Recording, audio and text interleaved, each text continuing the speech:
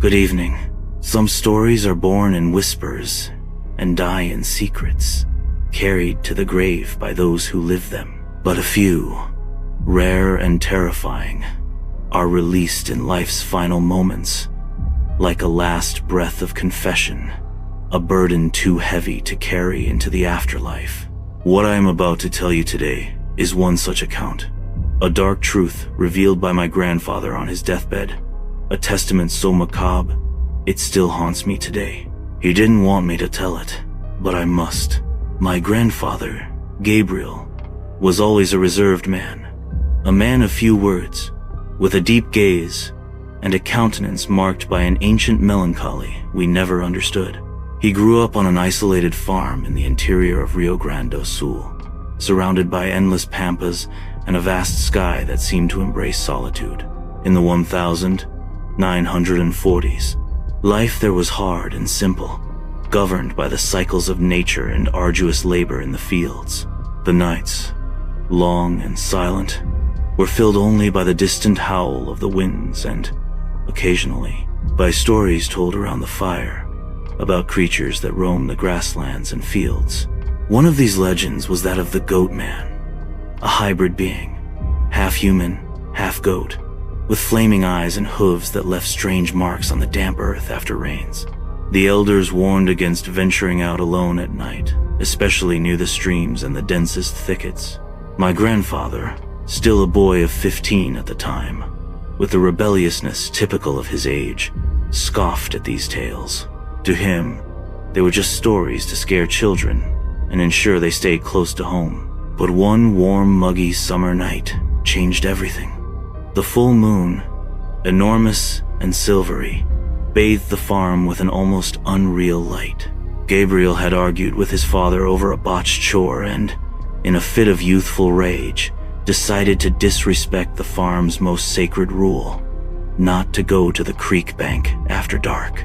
He grabbed his old kerosene lantern and, driven by a mixture of frustration and defiance, headed for the creek, where he used to fish in secret during the day.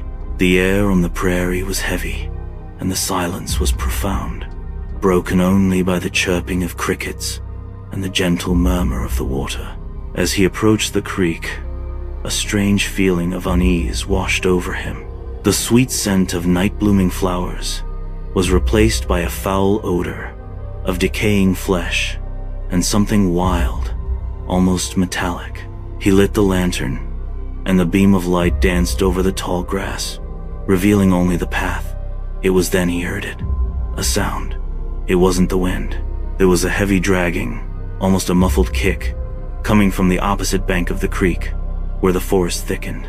A low, guttural growl followed, making the ground vibrate. Gabriel, his heart in his throat, thought of wolves, though they were rare in that region. But the sound was different, more complex. He extinguished the lantern and hid behind a dense bush, observing the darkness. In the tense silence, he saw it. An immense, hunched figure emerged from the forest, moving on two legs. It wasn't a wolf. It wasn't a man. It was something in between, a hybrid being, with disproportionate limbs and dark, thick fur that absorbed the moonlight. The creature stooped near the water, and the faint lunar glow revealed its eyes, two red, incandescent spheres that seemed to burn in the darkness. It lapped the water with a long, rough tongue, and the sound, according to my grandfather, was like coarse sandpaper scraping wood. Gabriel remained motionless, sweat trickling down his forehead, fear paralyzing every muscle.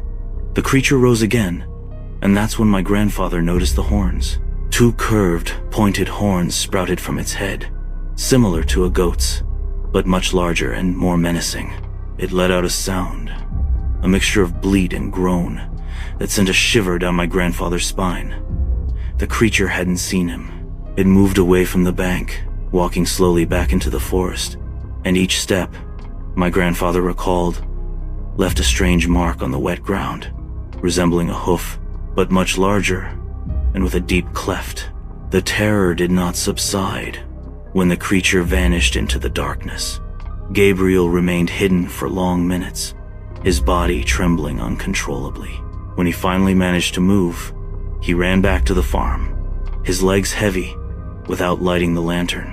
He threw himself onto the bed, pretending to sleep, but the image of those red eyes and horns never left him.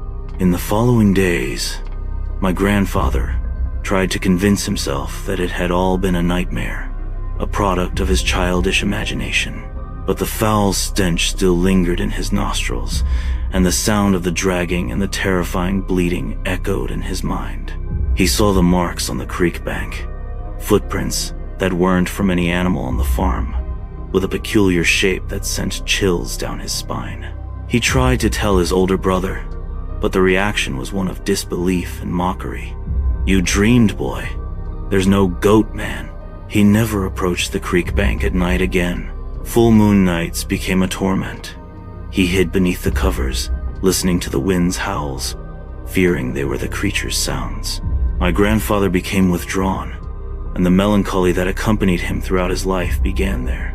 That night, he couldn't tell anyone what he saw, for no one would believe him, and the burden of that truth consumed him. The legend of the goat man, for him, was no longer a tale. It was a living memory of a terror he had witnessed. Years passed. Decades. My grandfather married, had children, grandchildren. The farm was sold, and the family moved to the city. Gabriel's life continued its course, but the shadow of that night never left him. He carried in his gaze the memory of something that reason refused to accept. In 2010, when my grandfather was on his deathbed, 85 years old, weakened by illness, he called me. I was his favorite grandchild, and he knew I had a particular interest in stories of mystery and the supernatural. His voice, weak and hoarse, began to narrate.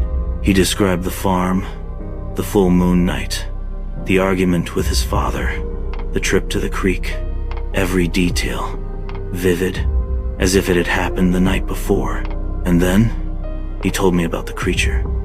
He described the red eyes, the horns, the putrid smell, the dragging of hooves on the wet earth, the hybrid form. He made me promise to tell the story, that I wouldn't let that secret die with him. "You must tell it, my grandson," he whispered, his voice barely audible. "People need to know there are things we don't understand." I saw it. I saw the goat man. Tears streamed down my face as he spoke. The reserved and melancholic man I knew had revealed himself, and the cause of his sorrow, the burden of his life, was an encounter with the inexplicable. That night, my grandfather passed away. What did he see? A hallucination? A rare and deformed animal? Or the legend manifesting in flesh and blood? I don't know. But my grandfather's macabre testimony, uttered in his final moments, made me question everything I thought I knew about the world. The legend of the goat man, for me, is no longer a tale. It's a warning. And I, as my grandfather asked me, am sharing this truth with you. A secret he carried his whole life, and which, now, haunts me too. Good night.